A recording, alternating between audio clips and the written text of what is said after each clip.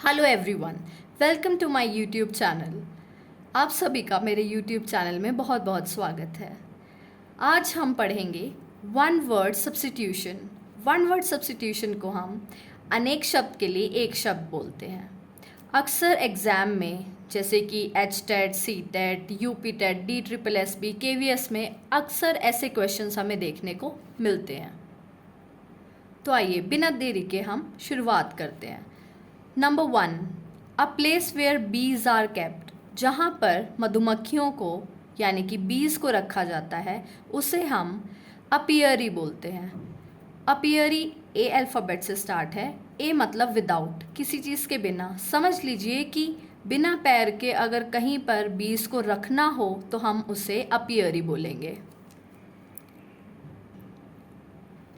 इसे हम निमोनिक्स की तरह भी ले सकते हैं कि हमने एक निमोनिक बना लिया अपियरी के लिए कि वो बीज जो बिना पैर के हैं उन्हें हम अपियरी में रखते हैं। इसी तरह से a place where birds are kept, जहाँ पर बर्ड्स को रखा जाता है उसे हम अवियरी बोलते हैं। That is known as a large cage. एक बहुत बड़ा केज जिसके अंदर हम बर्ड्स को रखते हैं उसे हम कहते हैं अवियरी। आप ऐसे याद कर सकते हैं कि बर्ड्स आवारा ना घूमें, इसलिए उन्हें हम अवियरी में रख देते हैं। One who plays, sings, paints etcetera not for money but for love. ऐसा इंसान जो खेलता है, गाता है, कुछ पेंट करता है, सिंगिंग करता है, पैसे के लिए नहीं बल्कि लव के लिए, अपने प्यार के लिए। मतलब कि उन्हें उन चीज़ों से वो प्यार मिलता है, ना कि पैसे के लिए वो काम करते हैं। उन्हें बोलते हैं हम ए मैच्योर।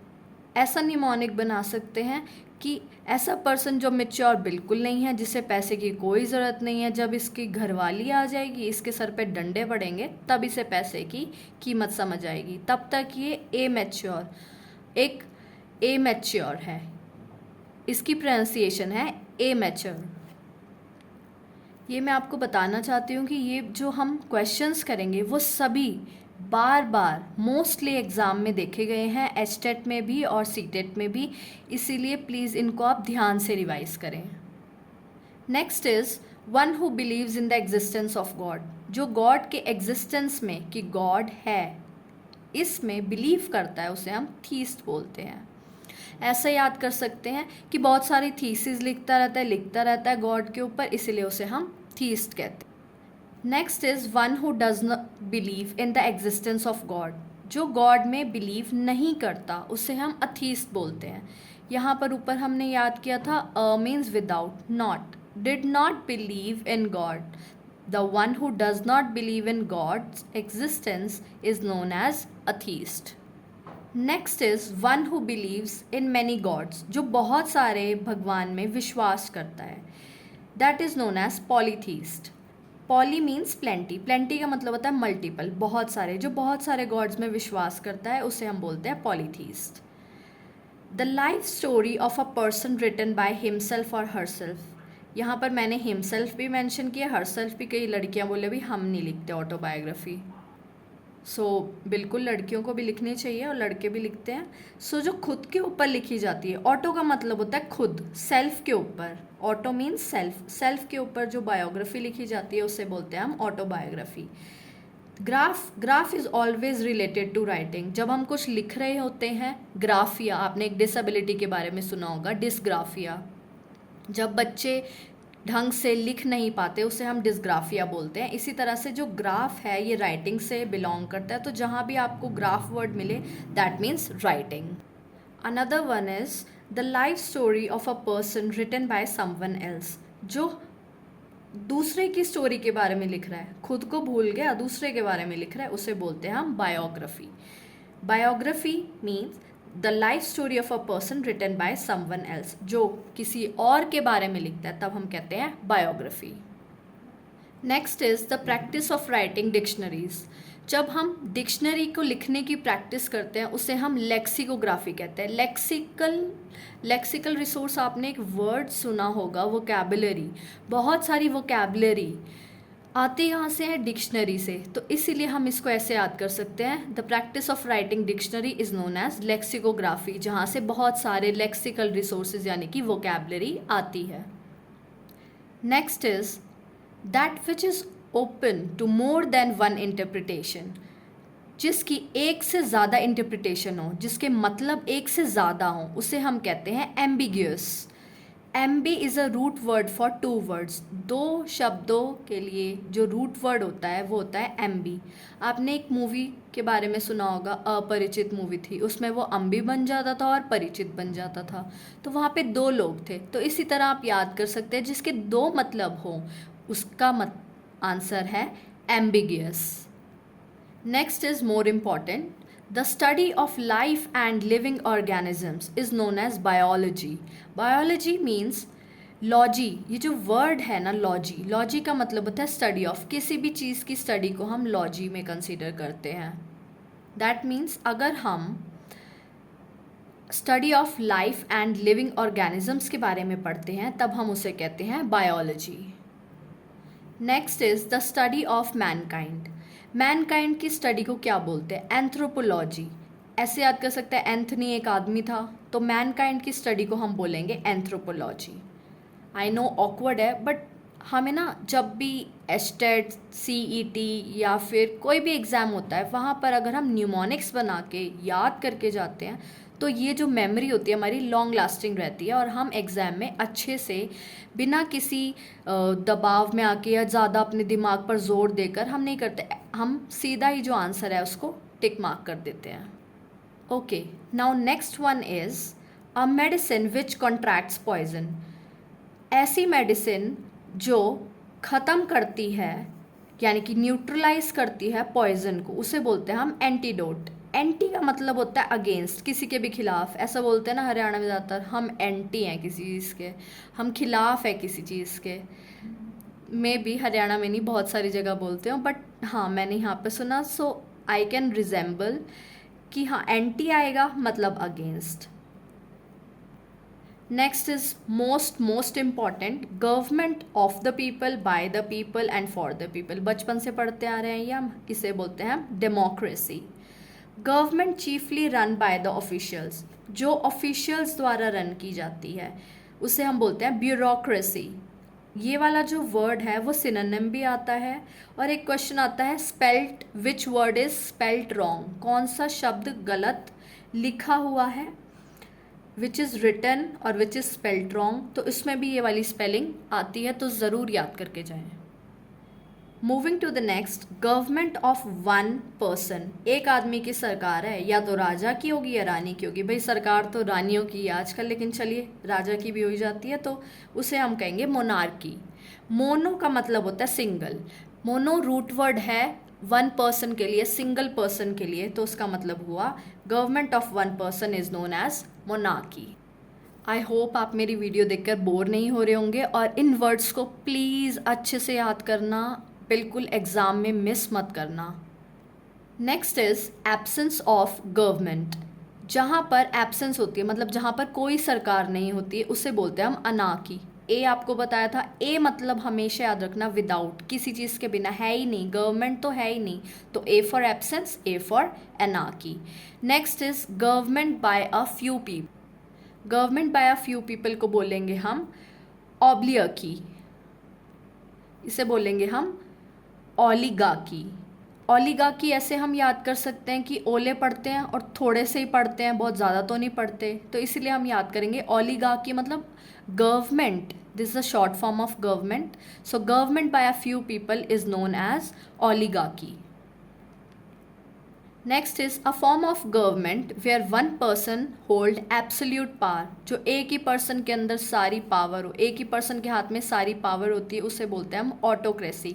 ऑटो मतलब सिर्फ एक पर्सन, सेल्फ एक बंदा, एक पर्सन, वहाँ पे आएगा ऑटोक्रेसी, खुद का ऑटो खुद ही चला रहे हैं, तो ऑटोक्रेसी ऐसे याद कर सकते हैं। नेक्स्ट आपका फेवरेट टॉपिक आ गया मैरिज का, जो इंडिया में बहुत ज़्यादा widely spread topic. Moving to the next, the state of being unmarried. ऐसी स्टेट जहाँ पर एक पर्सन ने शादी नहीं की उसे बोलते हैं हम सेलिबेसी। सेलिबेसी को ऐसे याद कर सकते हैं, सेलिब्रेट प्लस बेसी। सेलिब्रेट कर रहा है किसको? बैचलर लाइफ को, तो हम बोलेंगे उस पर्सन को सेलिबेसी। उस अवस्था को बोलेंगे हम celibacy. Next is an old woman who is not married. ऐसी औरत जिसने शादी ना की हो उसे बोलते हैं हम स्पिंस्टर। ऐसा है, गोल गोल घुमाती रहती है सबको लेकिन कभी शादी नहीं करती, तो वो हो गई हमारी spinster. One who hates marriage. अच्छा, जो मिसो वर्ड है उसका रूट वर्ड होता है हेट, मतलब ऐसा पर्सन जो हमेशा, ये जो शादी की जो गेम है, गेम आपको यहाँ दिख रहा होगा गेमिस्ट, जो शादी की गेम है उसको हेट करता है उसे बोलते हैं misogamist. Next one is one who hates women. जो विमेन को हेट करता है, देखिए यहाँ पे वर्ड है, वापस मिसो का हेट हो जाएगा। यहाँ पर साथ में वर्ड है गायनिस्ट। गायनी कौन होती है? जो डॉक्टर होती है लेडीज़ की, गायनी कहते हैं हम उसको। तो हम ये कह सकते हैं कि जो पर्सन हेट करता है गायनी को, यानी कि विमेन को जो हेट करता है वो पर्सन होता है misogynist. Next is one who hates mankind. अभी आपने पहले पढ़ा था the study of mankind is anthropology, याद होगा आप। इसी तरह से जो हेट करता है मैनकाइंड को उसे हम कहते हैं मिसेंथ्रोपिस्ट। सो जो स्टडी करता है, जो स्टडी होती है वो तो है हमारी एंथ्रोपोलॉजी, लेकिन जो हेट करता है मैनकाइंड को उसे बोलेंगे हम मिसेंथ्रोपिस्ट। मिस मीन्स हेट, जो हेट करता है मैनकाइंड को वो है misanthropist. Next is most important, one who loves mankind. जो मैनकाइंड से प्यार करता है, प्यार, अब आप कैसे बोलेंगे इस वर्ड को? फिलेंथ्रोपिस्ट। फिल को हम ऐसे याद कर सकते हैं फील आई तो प्यार आया, प्यार आया तो बना philanthropist. One who loves mankind is known as philanthropist, कि इसके अंदर फील आई और वो एंथ्रोपिस्ट बन गया, फिलेंथ्रोपिस्ट। ये ऐसे क्वेश्चंस हैं जो बार बार CET और STET के पेपर में आए हैं, और क्वेश्चन पेपर में अगर आप सर्च करेंगे तो आपको ये वर्ड्स वन वर्ड सब्स्टिट्यूशन के रूप में या फिर सिनोनिम एंटोनिम में कहीं ना कहीं आपको ज़रूर मिलेंगे। So next is a man of letters. Man of letters कौन होता है? जो स्कॉलर होता है उसे हम मैन ऑफ लेटर्स कहते हैं। ऐसे याद कर सकते हैं, लेटर पे लेटर लिखता है, उसको हमेशा कुछ ना कुछ लिखते रहना है, कुछ लिखते रहना है, तो वो बन जाता है एक scholar. A man of letters is known as a scholar. Next is also very crucial, a disease prevailing in locality that is known as epidemic. Epidemic COVID-19 हुआ था, उसका एग्जाम्पल याद कर सकते हैं हम, वो epidemic था, and a disease prevailing in locality is called epidemic. Next one is a short amusing story about some real person or event. कोई ऐसी अम्यूजिंग, कोई शॉर्ट स्टोरी किसी एक रियल पर्सन, यानी कि किसी पर्सन के बारे में या कोई घटना घटित हुई है उसके बारे में, तो हम उसे कहते हैं एनेक्डोट। ऐसे याद कर सकते हैं, एक डॉट, एक घटना हुई, एक छोटी सी कोई बात हुई, उस पे जो अम्यूजिंग शॉर्ट स्टोरी लिखी गई उसको हम कहते हैं anecdote. Next one is being unable to pay one's debt. इसे हम प्रोनाउंस करेंगे डेट। जो किसी के डेट को, मतलब पैसे को जो है वो पे नहीं कर पाता वापस, उसे हम बोलते हैं इंसॉल्वेंट। इन का मतलब होता है नॉट, नहीं दे सकता, सॉल्व ही नहीं कर सकता, भाई ये दे ही नहीं सकता, इंसॉल्वेंट, सॉल्व ही नहीं कर सकता, इसीलिए हम इसको बोलते हैं इंसॉल्वेंट। जैसे आपने सुना होगा इनवैल्यूएबल, सो वैल्यू ही नहीं है उसकी, इसीलिए यहाँ पे भी इसी तरह से आएगा इंसॉल्वेंट, वो पे ही नहीं कर सकता। Moving to the next, a man who is womanish in his habits. जो वुमनिश होता है उसके अंदर कुछ हैबिट्स होती हैं विमेन जैसी, उसे हम बोलते हैं एफिमिनेट। एफिमिनेट को ऐसे याद कर सकते हैं FEM, फीमेल का, या फिर हम फेमिनिज्म, अगर सबको पता है ये टर्म तो उसके थ्रू भी हम लर्न कर सकते हैं। फेमिन मतलब औरत की जैसी हैबिट्स हों जिसमें वो पर्सन कहलाता है effeminate. Next one is a person who love books. जो बुक्स से बहुत प्यार करता है।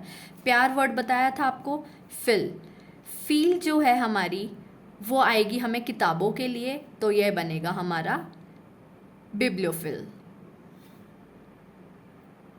Moreover, a person who is a fool, जो एक फूल है वो होगा गलिबल। ऑफेंड मत करना प्लीज़, बट जो गर्ल्स हैं उसको अक्सर फूल बनाया जा सकता है। Girls are easily fooled, so we can consider them as gullible. So G for girls and G for gullible is both similar. सो हम इसको ऐसे याद कर सकते हैं कि लड़कियों को आसानी से पागल बनाया जा सकता है, फूल बनाया जा सकता है। So G for girls and G for gullible for fool. Furthermore, a person who is officially sent by a country as its representative to a foreign country is known as ambassador. जो अपनी country को represent करने जाता है एक foreign country में, हम उसे एम्बेसडर बोलते हैं। चाहे वो कोई बड़ा नेता हो, चाहे कोई अभिनेता हो, उसे हम कहेंगे ambassador. Next one is an instrument for detecting earthquake.